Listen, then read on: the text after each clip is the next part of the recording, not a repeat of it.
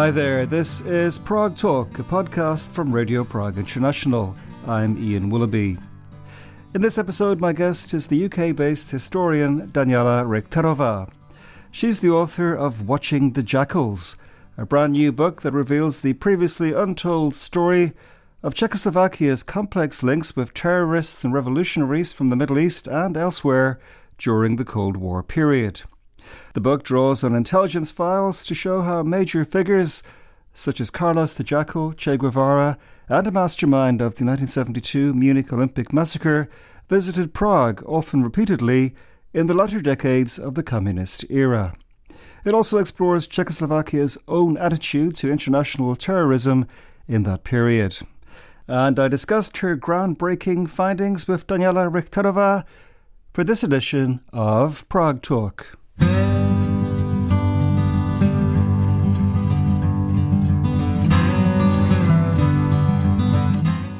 Your book looks at the fascinating links between Czechoslovakia and Cold War terrorists and revolutionaries. When and why did Czechoslovakia become active in this area? Czechoslovakia became active in this in the late 50s and 1960s when there were a number of national liberation movements, various changes happening, especially in Africa, but also other parts of the world, where under Nikita Khrushchev, the Soviet Union kind of wanted to or launched a more activist foreign policy. And a part of that foreign policy and approach to the world was to support these national liberation movements. So in the late 50s, early 60s, Czechoslovakia is approached by a number of these groups. Say the African National Congress had its own armed wing called untold. And so they came to Czechoslovakia in very small numbers, but still were trained on Czechoslovak territory in things like sabotage, using TNT, partisan warfare. And then there were other groups from Guinea-Bissau and from other parts of the global south. So it really begins during the 1960s, during the decade of Africa. I guess at the beginning of the 60s around, Prague gave a lot of support to Cuba, and it allowed Cubans to run their own network under which people entered and left Czechoslovakia, even without the Czechoslovak authorities knowing who they were. Yes, that sounds fascinating, doesn't it? I mean, especially to us who've been taught, I guess, for years that the Czechoslovak communist regime and the State Security Service, the STB, knew about everything that was going on in its territory. I think that that's one of the types of stories that keep on reappearing in this book, is that the STB, the State Security Service, is really less in charge of what's going on its territory when it comes to these international actors. And one of those examples of this is something called Operation Manual, which was a approximately 8-year operation which took place in the 1960s. Basically, Czechoslovakia during this time enabled the Cubans to transport various revolutionaries, either from Latin America, so from places like Brazil or Venezuela or Colombia, or some even from the Middle East, through its territory. And this was important for Cuba because this was after the Cuban Missile Crisis and after Cuba was kind of cut off and heavily sanctioned. So it didn't have that many communication lines and flight routes going to and from the island. And one of these flight paths was through Prague. And so Prague was a good place through which these revolutionaries could really go back to their lands and then try to stage revolutions there, try to stage insurgencies, but to really be able to deny the fact that they were in Cuba, they needed to change documents in Prague. But it was a very complicated relationship because the Cubans had different ways, the Cubans had different objectives, and also these revolutionaries were often quite unruly. And some of them even defected and then basically told the world that Czechoslovakia played an important role and became what I call a kind of a logistical lifeline to this revolutionary training program in Cuba. And was it under this operation that Che Guevara came incognito to Czechoslovakia in 1966, heavily disguised, and stayed for 4 months? We don't know if this was specifically as part of the operation, but what I would say, based on what we know, is that he came here during the time that this operation was in place. So it wouldn't have been so unusual for either the State Security Service or for others to see a Latin American man fly in and out of Prague airport. And the Cubans at this time had a number of safe houses, which they were provided by the STB. So kind of facilities, various villas or apartments, where some of these revolutionaries could stay for a while, or where they could train some of them, as we now know from some of the documents that we have available to us. And so thanks to these documents, we find out that in the mid 1960s, or as you said, March and July 66, someone comes to Czechoslovakia, and it turns out that someone is Che Guevara. He's quite mentally and physically exhausted because he's basically coming to Czechoslovakia from Africa, from Congo, where he tried to stage an insurgency, which was ultimately unsuccessful. And when this failed, he was told to go somewhere to a safe place to lie low. And that was apparently Czechoslovakia. So he came here with several friends, first stayed in a small safe house in the city center, but then moved to a villa outside of Prague, to Ladvi, into actually a villa that used to be owned by a Nazi collaborator and a former prime minister of the Protectorate of Bohemia and Moravia during World War II.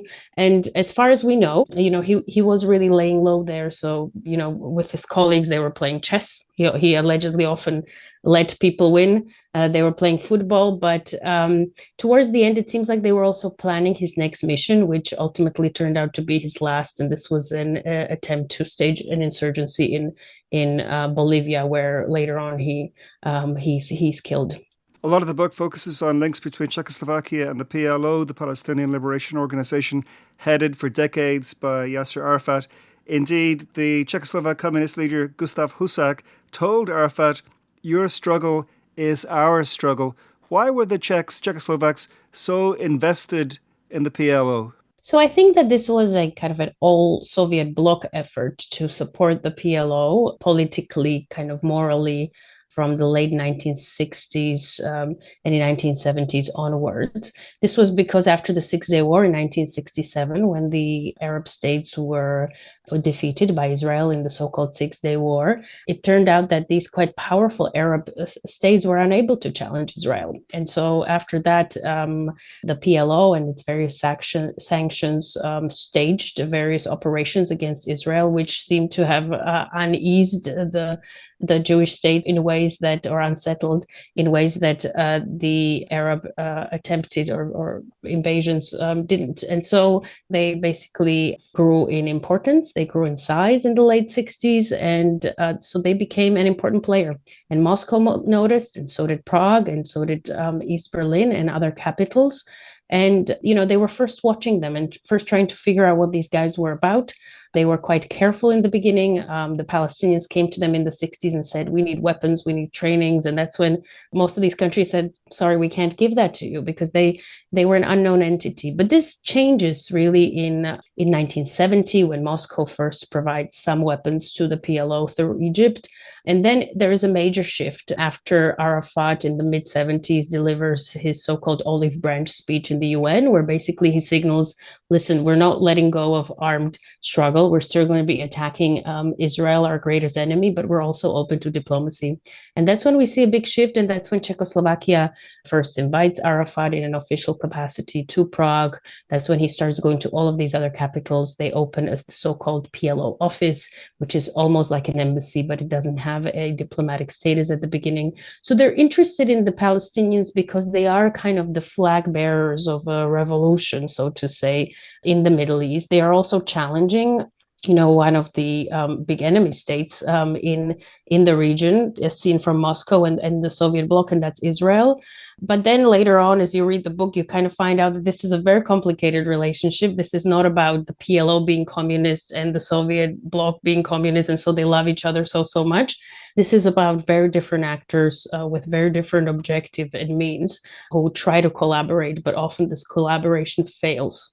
When it comes down to it, though, the Czechoslovaks seemed quite cool on actual acts of terrorism. They didn't want to get involved in anything directly like that. You say repeatedly that they were concerned about their international reputation. And I wonder why, because if they were already in the East Bloc camp, they were seen as part of the Soviet bloc, which they obviously were. Why did they care how they were seen internationally?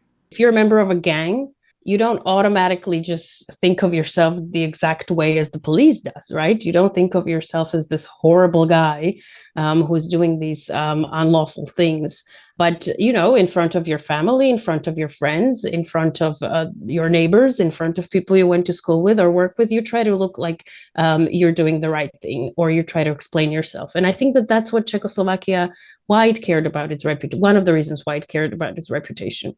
I think it didn't want to be seen as a puppet of Moscow, which is how it was kind of painted when it came to international terrorism. I mean, when this whole idea of the Soviet bloc supporting international terrorism and, giving weapons to all these terrorist groups came to prominence in the late 70s and 80s. That's when Czechoslovakia was kind of depicted as a puppet state of the Soviet Union, which was just providing recklessly guns and explosives to whoever came to Prague and didn't care what they did with them. And from what I've seen, this is not an accurate representation of how it was. Prague actually was a lot more careful actor than we would have thought during communism. 1970s and 1980s, we might get to that. It wouldn't just sell Semtex or guns to anyone. It was quite careful, especially when it came to people who had terrorist links. So I think showing its independence is one reason why they care about their reputation. Second very important reason is business. So they are, selling crystal guns and, all sorts of other things everywhere in the world. In the 1950s, actually, they have more diplomatic missions around the world than the Soviet Union does. So Czechoslovakia is a very well-known business around the world. And as we saw, and if you read the book, you'll see in a couple of instances when some countries suspected that Czechoslovakia sold some of its weapons to these countries' adversaries or insurgents operating on their territory, they were furious. And in some cases, they, considered or cut off diplomatic ties. And then I think it was also about reciprocity. And we see this in the documents where they say, if we're going to be viewed as the crook, as we're going to be viewed as supporters of terrorism, and we're going to be called out on this in the UN or in the Organization of American States, in these big, big organizations, that's going to undercut us and the Soviet Union when we criticize the others, when we criticize the US for being imperialistic, when we criticize the US for supporting Cuban terrorist groups or other terrorist groups in Latin America. So I think they had a number of reasons why they didn't want to be seen as the crooks here or as reckless actors who were supporting various terrorists. There's one crazy story in the book from my perspective. I mean, there's a lot of interesting stories, but there's one that really stands out for me. Unlike today, at that time, the Czechs were very much anti-Israel. And there's one story about how they wanted to prepare for publication and circulation by the PLO an anti-Semitic text called Judaism Unmasked, which they hoped would undermine the Zionists. The PLO didn't go for that, but what a strange story. It is a strange story, but it's also like it's shocking in how basic it is. I think, Ian, if you and I sat down this evening and we were like, let's devise an active measure, this is probably the level of sophistication this would have. So this is where it surprised me, because I think that the STB was actually quite clever many times at devising these operations. So when I use the term active measure, that's basically a way to deliver propaganda about your adversary. So that's what they wanted to achieve with this 18th century anti-Semitic book. They somehow came across what they called a rare copy. They were quite excited about this, and they thought, you know what, we will take this book, we'll get it translated into English and maybe even Arabic, and we'll have this distributed throughout out the mostly Arab world.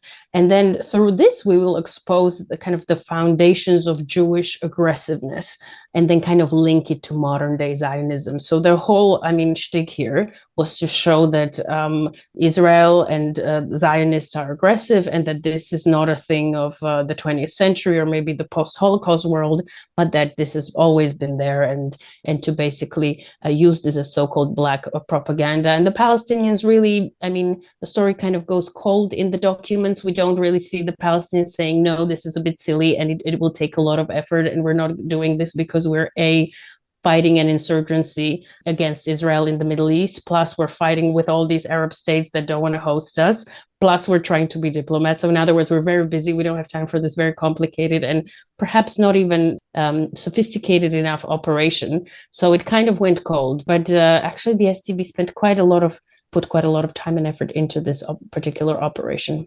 If we could look at some of the big names in the book, perhaps the best known name among listeners and readers will be Carlos the Jackal, who was one of the most infamous terrorists of his era.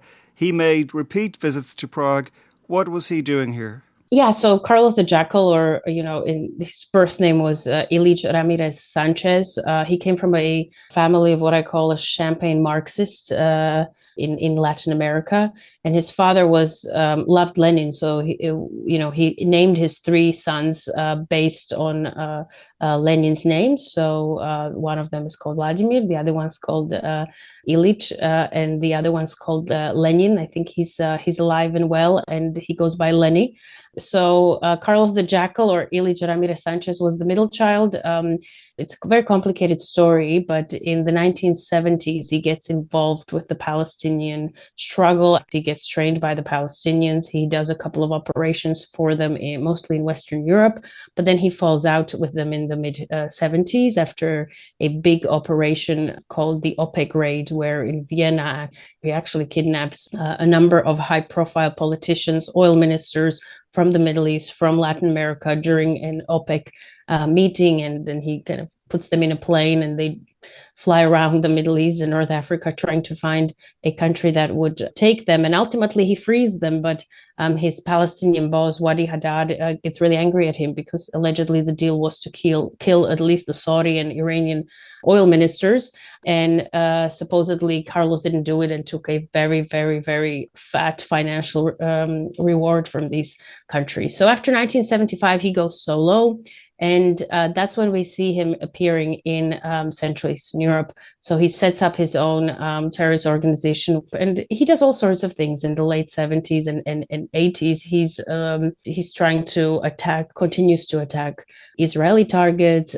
He also works for various states. At one time, he works for Iraq. Another time, he works for Syria. And actually, the first time he comes to Prague is when he's still working for Iraq, and he's sent to Prague to escort a lady, an enigmatic lady whose identity the STB never uncovered. I managed to uncover it thanks to some friends. So this particular lady, her name is Suhalia Andraves, and she was a Palestinian hijacker who hijacked a plane to Mogadishu in 1977. She was the only surviving hijacker after the SIS and German raid. And it's a very complicated story that I managed to reconstruct, but she's basically sent a year after this hijacking. She's sent to Prague for medical treatment because she's basically suffered a number of bullet wounds. And Carlos the Jackal basically escorts her to Prague and meets with her and spends some time with her over the course of 6 months in Prague.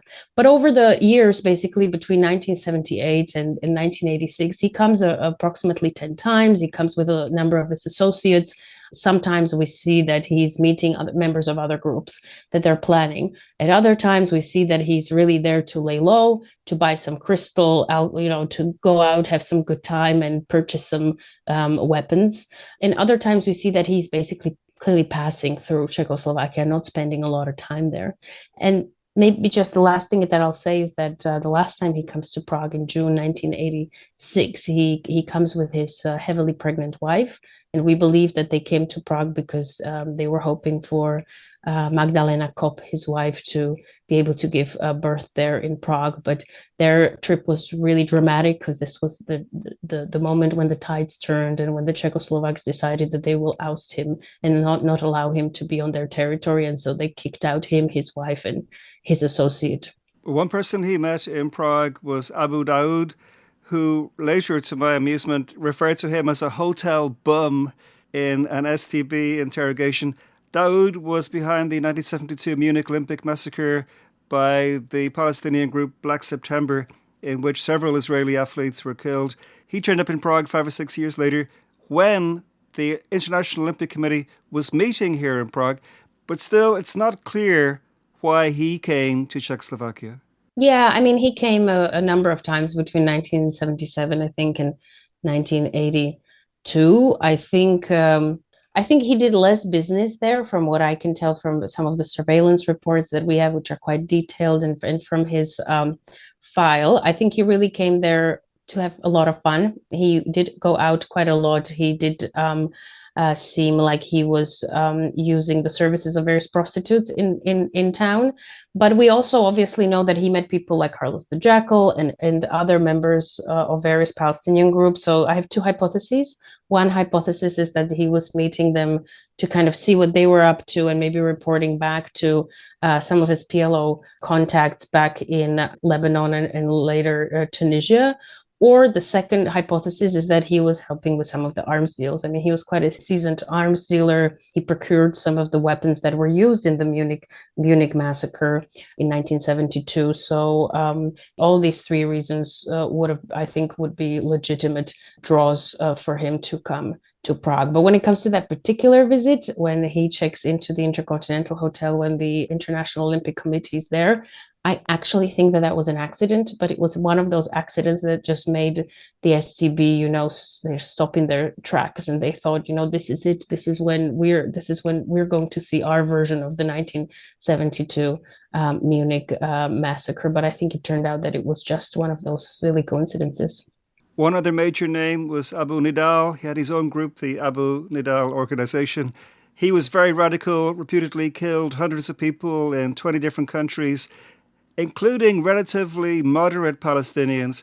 And you say that the Czechs or Czechoslovaks were afraid that he could do violence against Palestinians on their territory. Yeah, so Abu Nidal was first a member of the PLO, and he was Yasser Arafat's man in Iraq, basically. And when Yasser Arafat made that olive branch speech in the UN where he signaled he's open to diplomacy, that's when a number of key factions of the PLO, including one led by Abu Nidal, basically turned against him. And so Abu Nidal established his own organization and allegedly stole all of the money that the PLO office he was running in Baghdad had at the time. So he had a good kind of start to his own venture because he had quite a lot of money and quite a lot of contacts. And as you say, he right from the get-go started attacking not only Israeli targets, but actually he was so angry at the mainstream PLO that he started killing off representatives of especially Fatah, so Yasser Arafat's faction in the West.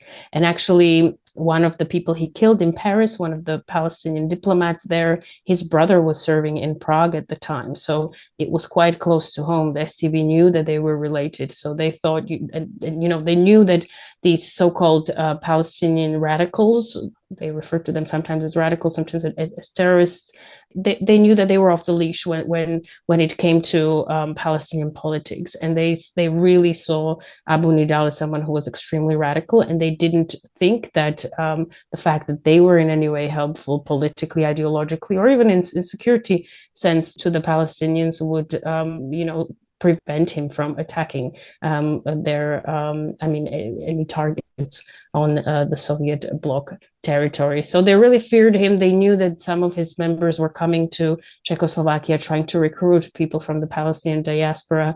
And then in the late 80s, I won't say much about this, but there's a fascinating event where one of his envoys comes to Czechoslovakia and he first tries to strike an alliance with Czechoslovakia. But then I think less than a year later, he gets in touch with Prague and says, listen, I'm in trouble. I just defected from Abu Nidal. He's going to kill me. I need your help.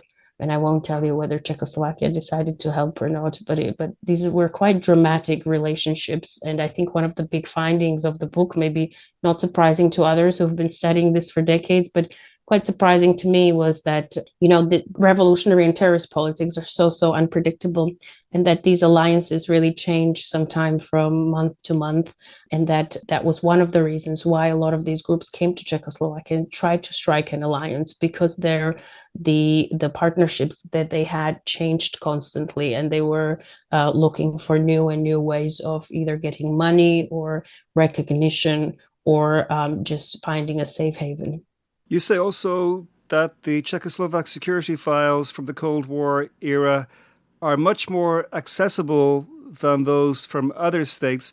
Almost all of them are accessible and they're not redacted. So that really helped you a lot. Oh, yes, absolutely. I am the source of a lot of jealousy here in the UK where I'm based. I was actually just in the National Archive here in London, which is a beautiful and great archive in Kew. But there were very many pages that were redacted, and there were very many files that weren't available. And I mean, I don't want the listeners to think that we have 100% access to everything in Prague. But as far as we know, as far as I've kind of done research about these sources, so everything that the Czech Foreign Intelligence Service inherited from their predecessors in 1989. So they've basically declassified 99% of everything they inherited. And when I say declassified, just like you said, nothing's blacked out, nothing's redacted. So we have names, we have addresses, we have stories about children, about sexual lives of some of these people. And I think that that's helpful for the researchers, because then you can follow the trails, you can do your own detective work. But at the same time, I think it puts additional responsibility on us, because I think studying these files shouldn't be about, outing people, putting names out and trying to discredit people and their families. It should be about telling stories that help us understand what happened in the past, how the regime worked, how the security services worked, and who their partners were. But these shouldn't be necessarily used to discredit people who might have been, forced or in other ways involuntarily pushed into collaborating with some of these services.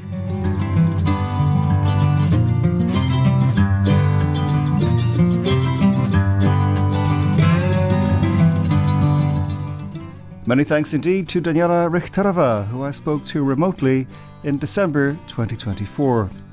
Her rather excellent book, Watching the Jackals, will be published in January 2025 on the Georgetown University Press imprint. Prague Talk is a podcast from Radio Prague International. And if you're new to the pod and enjoyed my conversation with Daniela Richterová, why not check out some of the earlier editions and subscribe wherever you get podcasts. But for now, from me, Ian Willoughby, thank you so much indeed for listening to Prague Talk. I'll talk to you again very soon.